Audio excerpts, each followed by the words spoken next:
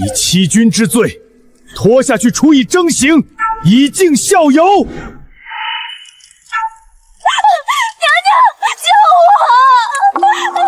蠢丫头，这点小事都办不好，害得我以后都没法出去玩了。好了好了，是朕不好，以后允你随意出入宫廷，好不好？哼，你说话算话哦。我重生了，愣在那里干什么？还不赶快过来帮本宫整理衣服，别耽误本宫出去玩。本宫走了，春兰，你躺到床上冒充本宫，万一有人问起，就说本宫睡着了。是，容真儿，这一次我要让你为你的所作所为付出代价。王喜，你进来。春兰姐姐，容妃娘娘不是让你躺到床上假扮她吗？你唤我做什么？你真以为容妃偷溜出去的事瞒得住吗？皇上宠爱容妃，就算东窗事发也不会责怪她。倒霉的只有咱们这些奴才。容妃身上穿的内探服是你的，到时候你首当其冲被治罪。那依姐姐之见，现在该怎么办？怎么会？姐姐，给皇上用虎狼之药可是死罪。纵容容妃偷跑出宫，难道就不是死罪吗？你放心，若事情败露，一应罪责皆由我一个人承担。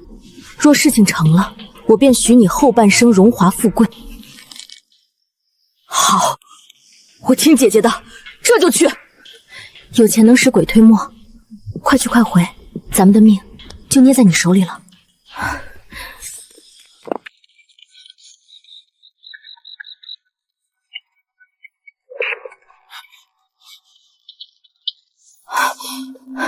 姐姐，拿到了，我塞了足足10两银子。哥哥才冒着天大的风险，从宁妃娘娘的装匣底抠出这些，姐姐当真料事如神。莫非您早就盯着宁妃娘娘了？倒也没有，只是事出反常必有妖罢了。宁妃无貌无才，却能长久顾宠，自然是有见不得光的手段。前世宁妃也是用这样，最终伤了皇上龙体，被查出赐死。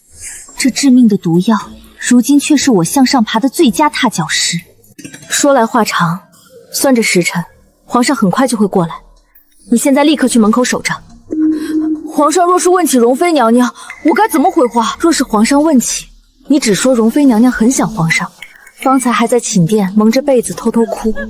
女人的眼泪最能惹人心疼，其他的一个字也不要多说。是。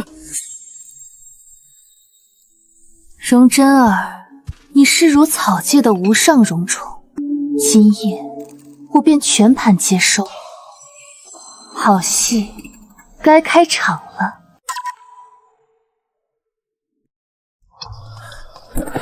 奴才叩见皇上。容妃呢？还在生朕的气，不肯出来接驾。回皇上的话，娘娘很想皇上，只是心里委屈。少才还在寝殿蒙着被子偷偷哭呢，不让奴才们进去伺候。真是个小性子的猫儿。你们都退下吧，朕自己进去哄她。遵旨。爱妃还在生朕的气。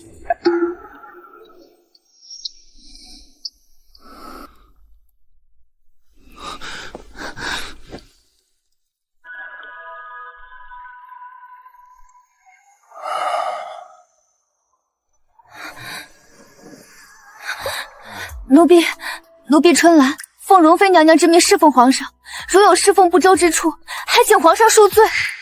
只要他不是第一时间拔剑杀我，这一局我便赢了。容妃这眼光倒是不错，你刚才侍奉的很是妥帖。能侍奉皇上是奴婢几辈子修来的福气，奴婢自当尽心尽力，为皇上赴汤蹈火在所不辞。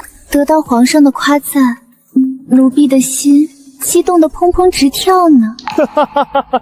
是吗？让朕听听，他是怎么跳的？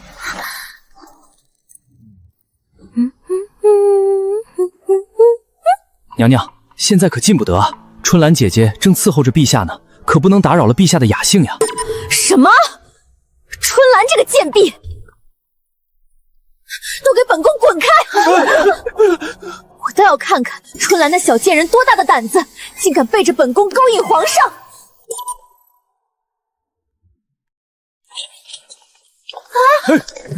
小贱人，给本宫滚出来！看本宫今天不打死你！滚出去！皇上，您为了一个贱婢，不要臣妾了吗？您说过要宠爱臣妾一辈子。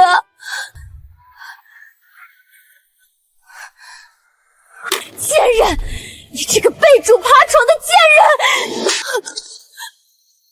来人，把这个吃里扒外的贱婢给本宫拖下去，乱棍打死！君要臣死，臣不得不死。主子要处置奴婢，奴婢绝不敢有半分怨言。但分明是主子您把奴婢留在寝瓮，替您侍奉皇上的，如何能说奴婢是吃里扒外、蓄意勾引？这欲加之罪，奴婢就是死也不能承认。替他侍奉。深更半夜，你这是去哪里了？臣妾就是觉得闷得慌，随便出去走走。随便走走。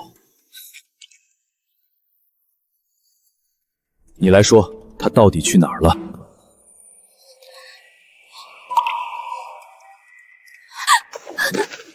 上，主子只是觉得宫里太闷了，才想着偷偷去夜市逛逛。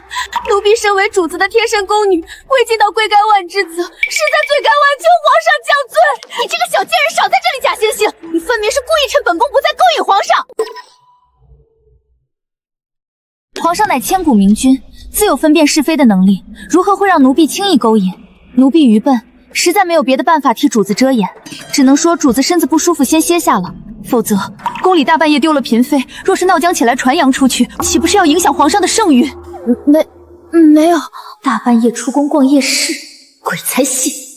若是传出后妃私会情郎，这绿帽子影响圣誉，好一个影响圣誉！若朕没记错，你现在还在禁足期，你这是把朕的圣旨当儿戏了。臣妾不敢。兰儿，你做得很好。宫里的规矩就是朕的脸面，若有失颜面的事传出去，岂非贻笑大方？皇上日理万机，前朝政务已十分辛苦，奴婢实在不忍心让您再为后宫的琐事烦心，更怕引得朝廷内外物议风腾，让皇上难做。起来吧。皇上，这小贱人明显是来勾引您的，您怎么能替她一面之词？难道不是你让他待在寝殿冒充你的？臣妾是让她待在寝殿，可没让她勾引皇上。她完全可以说臣妾身体不舒服，请皇上离开啊！皇上，臣妾就是有100个胆子，也绝不敢犯欺君之罪啊！很好，传朕旨意，宫女春兰绘制兰心，善识大体，着破格晋封为贵人。臣妾叩谢皇上。臣妾多谢容妃娘娘提携之恩。你这个贱人！皇上，你如何能给一个贱婢这么大的体面？她算计臣妾就该立刻打杀了。朕初见你时，你是那样灵动活泼，如今怎的动不动就打打杀杀，视人命如草孽？朕都要不认识你了。朕答应你不必守宫里的规矩，以示疏宠，你怎么也不该变本加厉，半夜私逃出宫，就在禁足2个月好好反省。若再任性妄为，朕绝不轻饶。贱婢，忘恩负义的贱婢！容真儿本性不安分，就算我不出手，她也会自找麻烦。到时我只需适时煽风点火，坐收渔利即可。放肆！他怎么敢？皇上太过于宠爱容妃了。皇上，皇后娘娘请您到凤栖宫用膳。皇后，朕知道了，告诉皇后午膳朕过去。是。陛下，臣妾今日不得不直言，如今后宫之中，人人都在议论陛下独宠容妃一事，不过是些许闲言，不必放在心上。闲言碎语积少成多，便会酿成事端。情爱之外，更有朝堂与皇家规矩，还请陛下顾全大局，莫要因一时偏爱，乱了后宫章法。皇后倒是用心良苦啊。这饭朕吃饱了。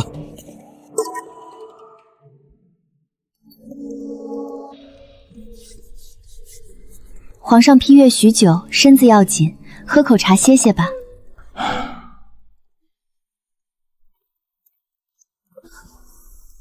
爱妃倒是细心。伺候皇上是臣妾的本分。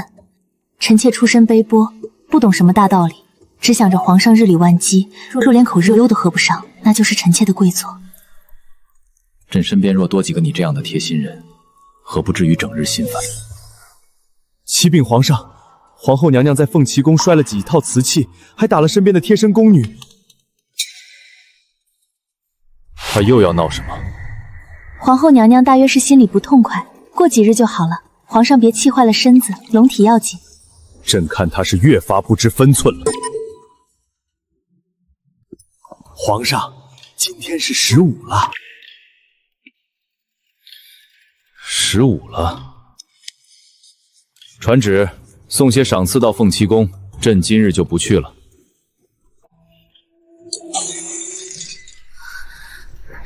娘娘，刘公公带着皇上的赏赐往凤栖宫来了。来人，给本宫梳妆。主子，有人说您狐媚惑主，主子要不要奴婢去查查是谁传的？不必，都是些无关紧要的人罢了，何必放在心上？他们哪里知道我要的是什么？不是一个皇帝的宠爱，而是复仇。不过又是一时新鲜罢了。先前容真儿何等风光，到头来还不是一场空。宫里的恩宠向来最是浅薄，且看着吧，新鲜感一过，自然什么都不是了。风光不了几日，迟早落得和容真儿一样的下场。恭喜贵嫔娘娘，贺喜贵嫔娘娘！皇上特意吩咐给娘娘的规制比照妃位，一应份例都从优。有劳公公了，王喜，看赏。1个月前，我还是个任人拿捏、随时可能掉脑袋的小宫女；1个月后，我已经是正3品贵嫔，真快啊！可这还远远不够。王喜，挑最好的几件送去容妃那里，就说本宫感谢她这个救主的提携。主子，容妃娘娘正在气头上，这时候送东西过去，怕是要火上浇油啊！要的就是火上浇油。他不是最恨本宫抢了他的风头吗？那就让他好好看看，他曾经踩在脚下的奴婢，现在爬得有多高。明白了吗？奴才遵旨。贱人！春兰，你这个忘恩负义、爬床背主的贱婢！一个下贱的奴婢，凭什么踩在本宫头上作威作福？放我出去！我要见皇上！娘娘息怒啊，外面全是侍卫，咱们出不去的。滚开！贱婢！容真儿，你这种被宠坏了的性子，怎么忍受得了被曾经的婢女踩在脚下？而那个唯一能帮你逃出来的人，可千万别让本宫失望啊！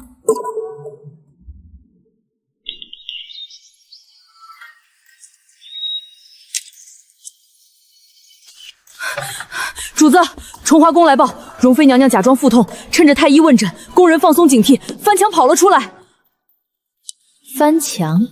崇华宫的宫墙那么高，就凭容真儿那点三脚猫功夫，怎么可能翻得出来？看来二皇子的手伸得可真够长的。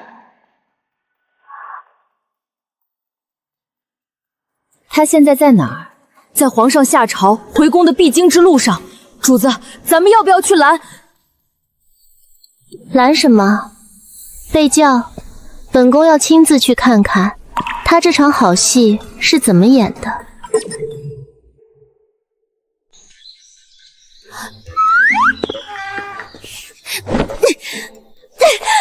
倒是聪明，知道穿金戴银打动不了皇上，便换上这身装扮来勾起旧情。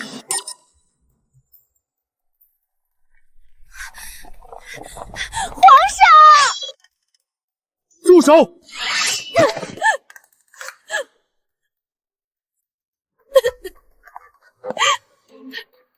皇上要厌弃。你这是要做什么？臣妾在宫里生不如死，求您放臣妾回扬州去吧，臣妾不要这荣华富贵了。胡说！朕什么时候厌弃过你？臣妾的脚似乎崴到了，好疼。别动，朕抱你回去。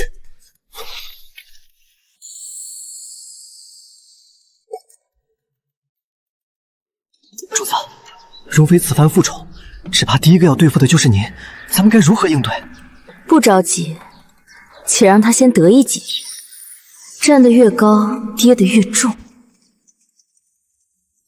走吧，好戏看完了。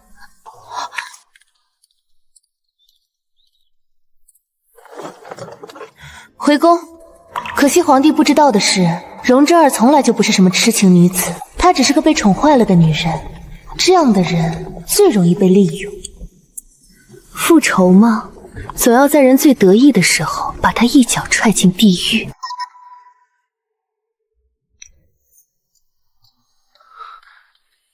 说，主子，奴才顺着您的吩咐查清楚了，二皇子那边确实不对劲。这几日夜里，二皇子总是趁着夜色偷偷潜入崇华宫。奴才远远瞧着，两人在窗户边互诉衷肠呢。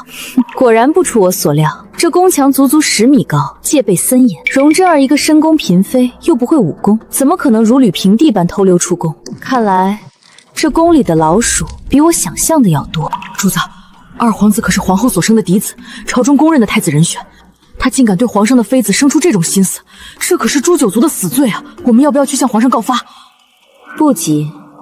现在的容珍儿可是皇上的心头肉，本以为二皇子只是年少轻慕，没成想竟真的动了心。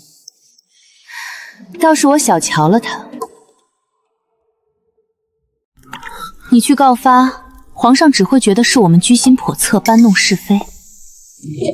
二皇子到底是个年轻沉不住气的，你瞧，我让你把容妃被禁足的惨状添油加醋传出去，他马上就上钩了。主子英明。奴才将这些话传到二皇子耳边之后，二皇子听了果然心疼的直掉眼泪。二皇子啊，二皇子，你可真是个好棋子，堂堂太子人选，为了一个女人自毁前程。一切饶常，仔细着些，不要惊动他们。奴才明白。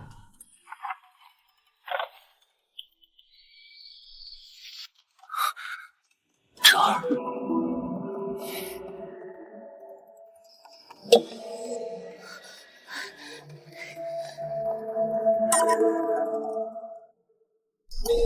你怎么来了？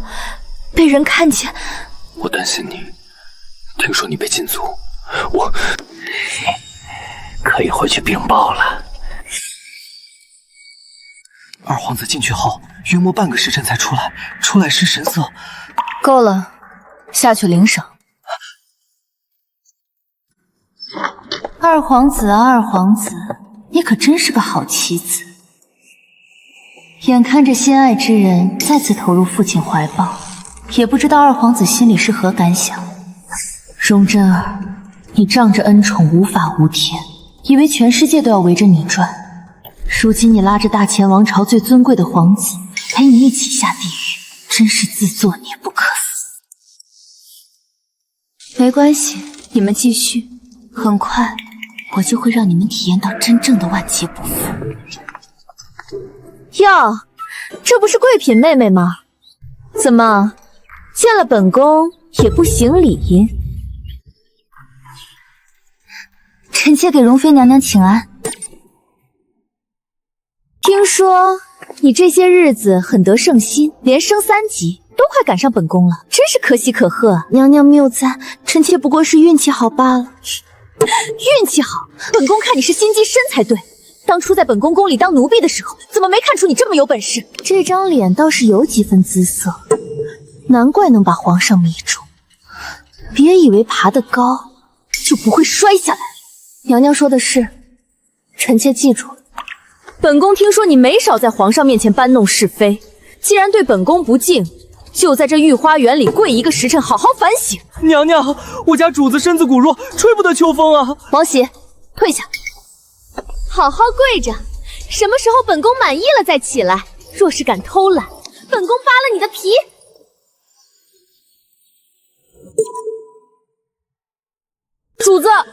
何要受这种委屈？您去告诉皇上，皇上现在宠您，一定会为您做主的。告诉皇上，说什么？说容妃罚我跪，皇上会信吗？就算信了，皇上会为了一个贵嫔去惩罚他心爱的容妃吗？前世我受过的苦比这多得多，只有让他觉得我毫无还手之力，他才会放松警惕，肆无忌惮。主子，你没事吧？没事，回宫。容真儿，你尽管得意吧，很快你就得意不起来了。主子，刚刚线人来报，宁妃娘娘去太医院了安神香。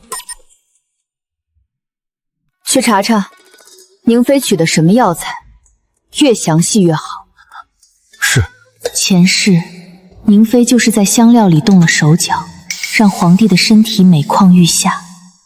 她以为自己做的神不知鬼不觉，却不知皇帝早就有所察觉，只是一直隐忍不发。最后，宁妃落得个惨死的结局。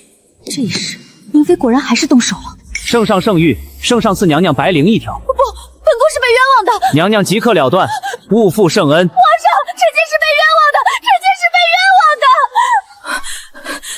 主子，宁妃娘娘取的药材里有几味是催情助兴的，还有几味是慢性毒药，长期使用会让人精气混沌，身体虚弱，甚至绝育。宁妃娘娘是疯了吗？她不是疯了，她是太想顾宠了。看着容真儿独得圣宠，果然她心里嫉妒的前世那样加重了香料中的剂量，让皇帝龙体有损。但这一次，我要让事情变得更有趣。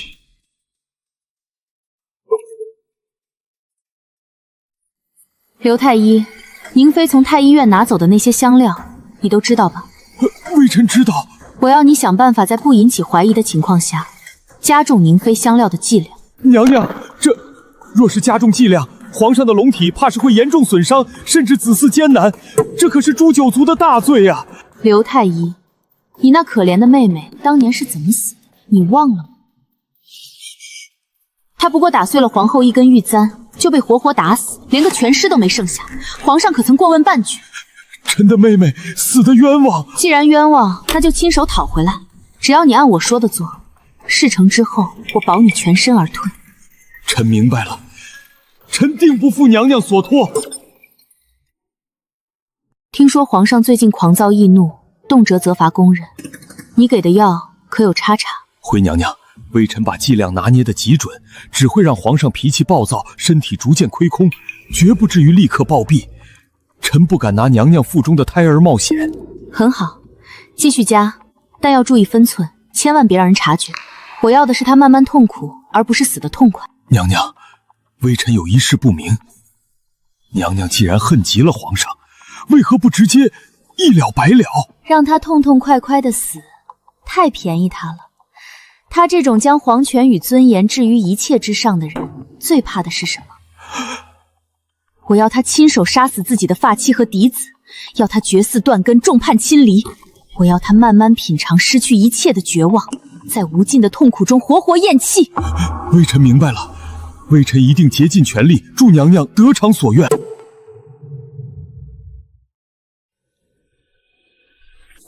算算日子，腹中的胎儿已经快3个月了，胎相稳固，是时候让这死气沉沉的后宫热闹热闹了。也该给那对苦命鸳鸯送终了。主子，主子您怎么了？快传太医，快传太医啊！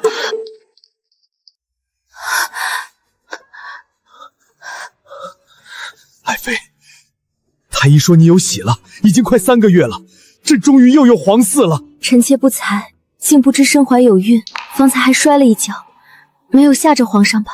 好，好，爱妃是个有福气的，朕即刻下旨继你为妃。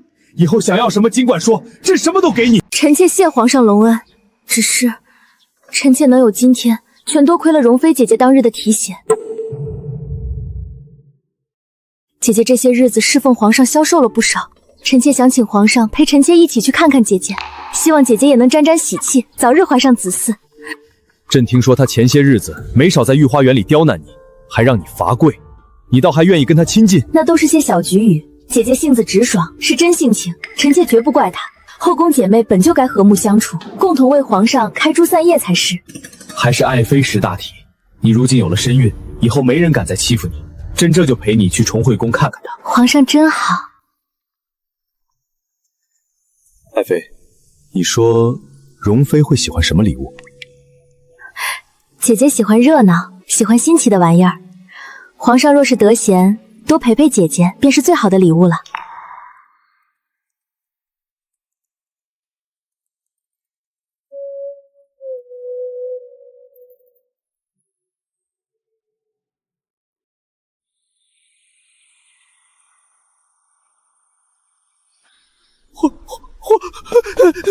站住！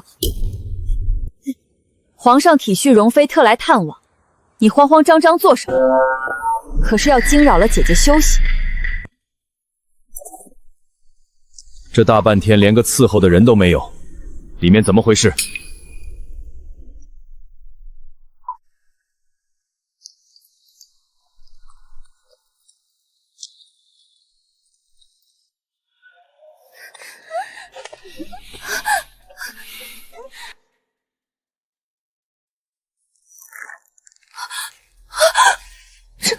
这声音，难道姐姐她？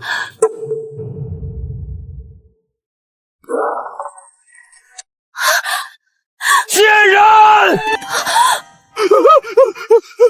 父皇饶命！儿臣一时糊涂，儿臣知错了。皇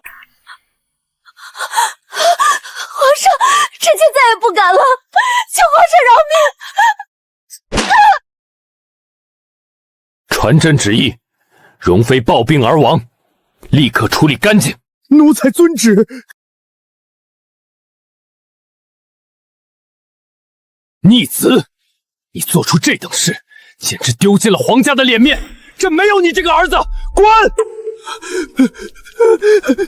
狗皇帝被自己儿子戴绿帽子的滋味，好受吗？这还只是个开始。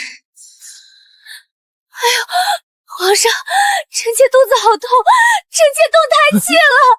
爱妃，太医，快传太医！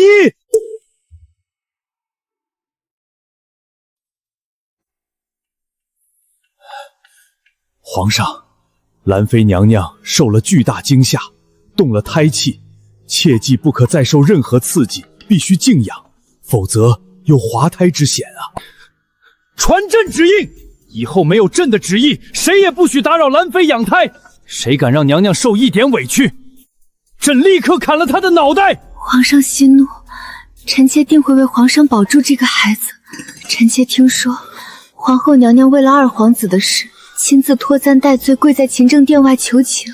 那个毒妇教子无方，养出这种畜生，还有脸求情？传旨，皇后禁足凤栖宫，没有朕的旨意，不得踏出半步。是皇上。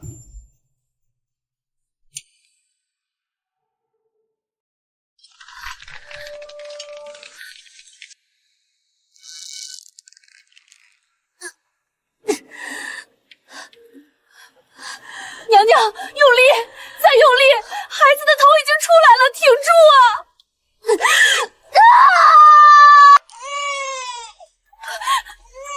恭喜娘娘，是个白白胖胖的小皇子，母子平安。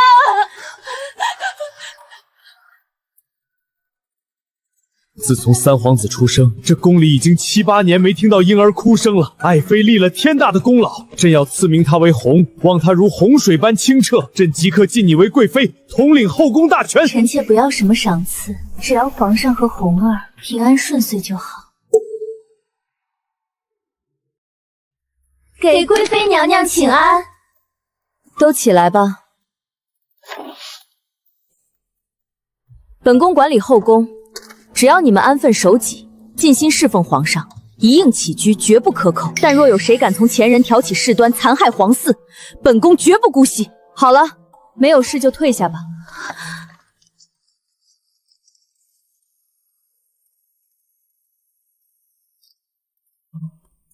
娘娘，皇上这几日选秀后越发纵情声色，加上微臣暗中下的药，底子已经彻底空了，全靠百年老参吊着命。好，让他继续沉醉温柔乡，等他发现自己其实什么都不行的时候，那才最精彩。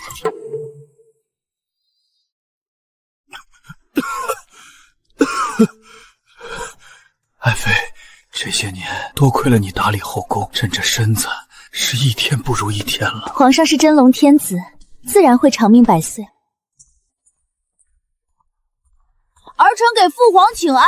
母妃，今天太傅交了学而时习之。好孩子，过来让父皇抱抱。这5年，刘太医的药一天没断过。狗皇帝的身子早已被掏空，只剩下一具空壳。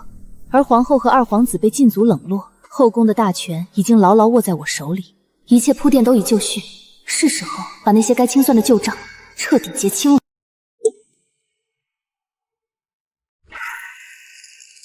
景轩，我死得好惨啊！是那个贱人害了我，是皇上害了我，你一定要为我报仇！珍儿别走！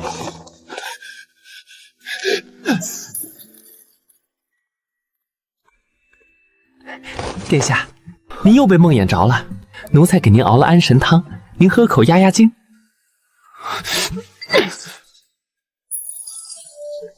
滚！都给本皇子滚！殿下，皇上身子快不行了，如今朝政被成亲王和贵妃霸占，您可是中宫嫡子，这天下本该是您的。父皇的那个贱人生了小皇子，皇上眼里哪还有您这个儿子？您若再不出手，这皇位可就落入他人之手。到时候您拿什么给容妃娘娘报仇？只怕连您自己的命都保不住。对，这皇位本来就是我的，是我萧景轩的，我要夺回属于我的一切，我要为珍儿报仇。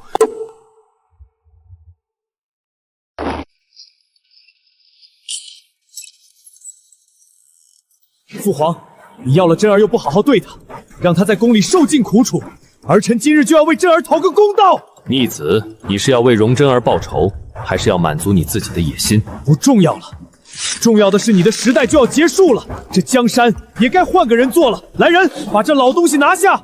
事成之后，朕封你们为万户侯。吾皇万岁万岁万万岁！你们干什么？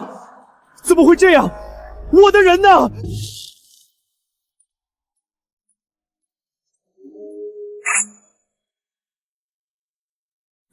朕还没死，你就想逼宫？就凭你这点能耐，也配动摇朕的江山？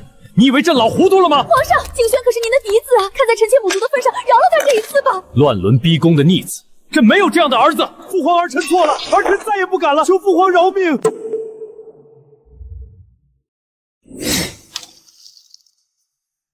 父皇，你，我的儿啊！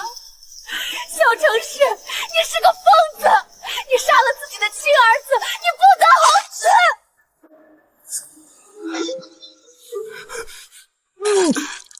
皇上，王喜，快传太医，快宣太医！皇上您怎么样了？您千万不能有事啊！你若是走了，我和红儿可怎么办啊？兰儿，朕对不起你们母子。皇上别说傻话，太医马上就来了，你一定会没事的。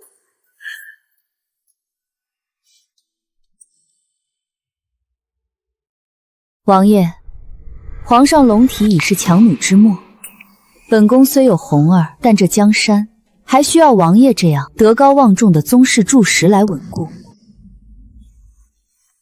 娘娘的意思是，待红儿登基，本宫愿请王爷共同摄政，直到新皇成年。本宫乃陇西李氏嫡女，只要王爷点头，宗室与世家联手，朝堂必定安稳。臣定当鞠躬尽瘁，保大顺江山太平。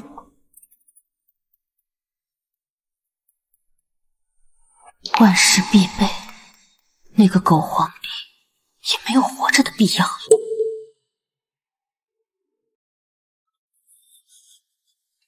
爱妃，皇上，臣妾在。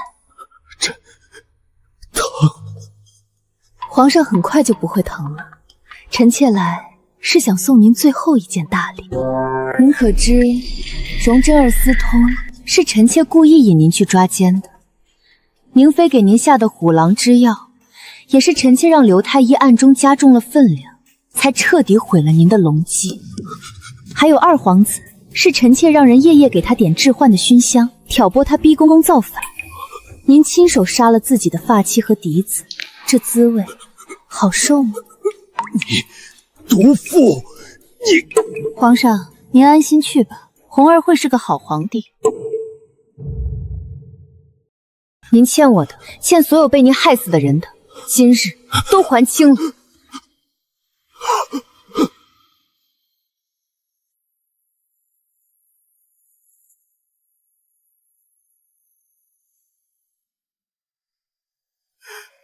皇上驾崩！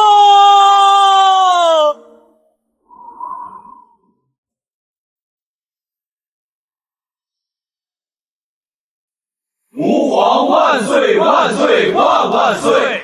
太后千岁千岁千千岁！春兰，你的仇报了。从今往后，我不再是任人宰割的宫女，我是大顺朝的皇太后。我会用我的双手，为红儿，为天下，撑起一片晴朗的天空。吉时到，新帝登基，百官参拜。朝中局势错综复杂，老臣固守旧规，世家盘根错节，宗室诸王各怀野心。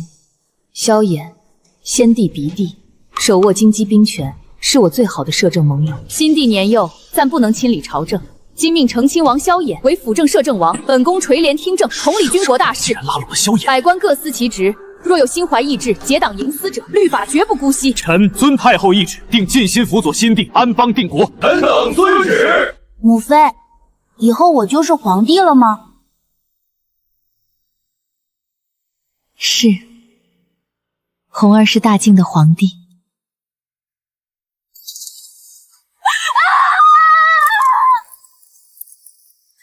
但你要记住，皇帝不是玩乐，要心怀天下，守住这祖宗江山。我听母妃的。前世我惨遭屠戮，母亲不仅要让你坐稳皇位，更要为你扫平前路荆棘。我要给这大晋换一个清明盛世。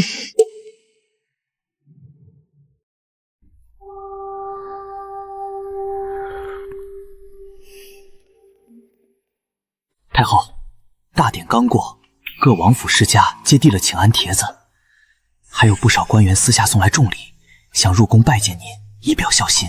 孝心不过是想试探本宫底线，拉本宫入党争泥潭罢了。所有礼品一律原路退回，不见任何私下拜宴官员。奴才遵旨。传旨：朝堂之上，只论公职，不搞私交。若有官员借机攀附，奔走权贵，一经查实，立刻革职查办。太后圣明，奴才这就去办。新帝年幼，我若开了一次私谏的口子，往后必被人情牵刻。唯有清正自持，才能压下满朝野心。太后如今垂帘，宗室中已有几位王叔暗自不服女子临朝，他们想借机分权，提议诸王共同辅政，企图架空新帝。先帝驾崩，蛰伏的藩王按耐不住，实属常态。王爷放心，本宫不主动削藩，但也绝不任由他们抱团干政。哦，太后打算如何应对？往后朝堂人事、兵权调度由王爷主理军政，本宫主理吏治民生，重大决策你我商议后定，互相牵制，互作扶持。本以为后宫女子多目光短浅，没想她竟深谙制衡之道。太后深明大局，臣自当配合。寒门子弟入朝一事，世家门阀定会极力反对，他们绝不轻易放弃。正因如此，臣要徐徐图之，先放宽寒门科举门槛，再慢慢提拔入六部，一点点稀释世家势力。世家可容其富贵，但绝不能让其垄断朝政，这是大征底线。太后远见卓识，臣心服口服。此事臣愿鼎力相助。那这天下棋局便有劳王爷与本宫共议了。容妃在世时，后宫奢靡争宠，如今我执掌六宫，第一件事便是拔除这些毒瘤。先帝驾崩，往后后宫当以清净守礼为本，即日起立下新规：其一，后宫分令按规制发放，不得攀比奢华，违例者禁足3月；其二，不得私交外官干预政务，一经发现废去位分，打入冷宫；其三，管事不得仗势欺人，收受贿赂，查出作恶者，一律杖责，直出皇宫。其四，无本宫旨意，不得随意串门聚谈，杜绝搬弄是非。这也太苛刻了，简直不把我们当主子。往日旧事，一往不咎。但若有人依旧在后宫兴风作浪，休怪本宫无情，按宫规严惩。红儿天资聪慧，注定不会成为先帝那般昏聩君主。皇上今日课业已毕，老臣告退。母妃，太傅讲的治国策，红儿都背下来了。红儿，背书固然重要，但为君者更要懂其中道理。记住，不可偏听偏信，要明辨中间；不可奢靡享乐，要知百姓疾苦。最重要的是，不可任由权臣把持朝政，要懂得制衡各方，守住你的江山。母妃说的我都记在心里，以后我一定做个好皇帝，保护母妃和大靖子民。我会亲手教你帝王心术，陪你缔造一个太平盛世。科举沿用100年帝制，怎可轻易更改？世家子弟底蕴深厚，而寒门多山野村妇，学识粗鄙，大量录用，只会为己社稷呀！求太后收回成命，祖制不可改。祖制不可改，世家世代为官，联姻结党，垄断仕途，长此以往，朝堂只是你们门阀私利，哪还有天下苍生？寒门子弟出身贫难，更懂民间疾苦，读书勤勉，心怀正直。朝廷取士当唯才是举，非为出身论高低。今日本宫定要大赦寒门子弟。即日起，春闱放宽应试名额，不论世家寒门皆可复考。阅卷考官一律虎名阅卷，只凭文章定名次。若有考官徇私舞弊、偏袒世家，查处斩立决。太后所言极是，治国当纳天下贤才，臣鼎力支持科举改制。臣遵旨。百姓民不聊生，被世家压榨，苦不堪言，一辈子都没有出路。我定要让大晋百姓再无压迫之日。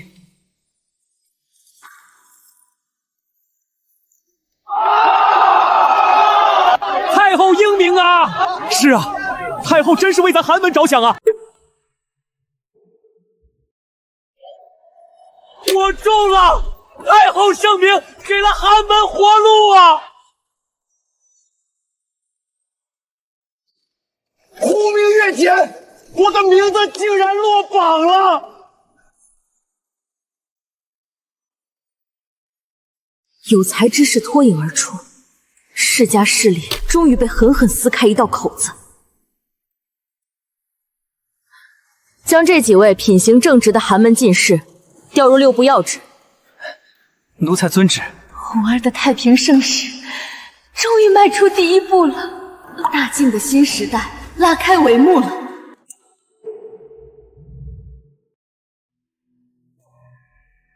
孤儿寡母好糊弄，随便给点尊崇就乖乖召我们回京。等我们联合武将，这天下指不定是谁的。几位王爷回京祭祖，一路辛苦，不知私下里与地方武将书信往来，可还顺利？太后此话何意？臣等只为祭祖，绝无他念。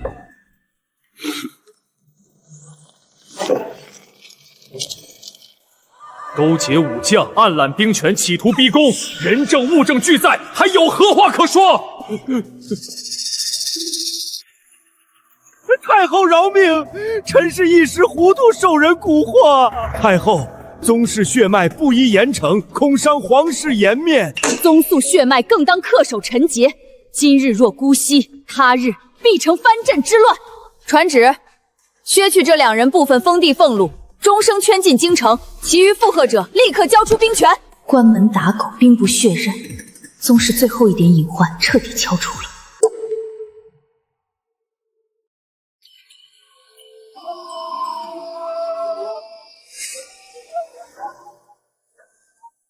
母妃，如今百姓安居乐业，朝堂安定无乱，都是母妃的功劳。不是母妃功劳，是百姓安分守己，朝臣尽心辅佐，方能换来这山河安稳。红儿，往后这万里江山，天下万民，终究都要交到你的手上。将来亲政之后，做帝王不可贪图奢靡享乐，心中要以百姓为重，以江山社稷为毕生重任。孩儿牢牢记母妃教诲，将来亲政之后，必做一代清明明君，倾尽一生守护大顺河山，护万民安康。前世血海深仇尽数了结，我挣脱原本炮灰宿命，亲手挣下这一世江山安稳，母子平安。